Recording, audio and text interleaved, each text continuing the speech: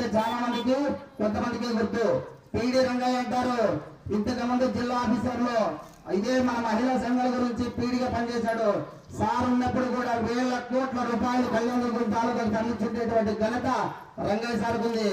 అదే విధంగా ఈ రోజు మన కళ్యాణదుర్గంకి వచ్చాడంటే మన అదృష్టం, ఈ ప్రాంత ప్రజల అదృష్టం. ఈ ప్రాంతం బాగుపడే అవకాశం వచ్చింది. మీ అందరూ కూడా మీ అమూల్యమైన ఓటు వేయించి తలవాడ రంగయ్య గారిని అసెంబ్లీ పంపించడానికి సిద్ధమేనా? జగన్ మీద నమ్మకం ఉంది కదా మనకి.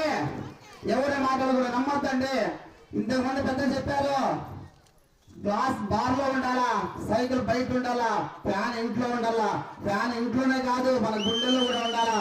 ఈ విధంగా మనం నిర్ణయించుకుంటూ ఈ అమూల్యమైన ఓటు వేయించి రంగయ్య ఖచ్చితంగా ఈ మండలంలో పోయినసారి ఖచ్చితంగా 4500 మెజార్టీ వచ్చింది. దానికన్నా మెజార్టీ ఇచ్చి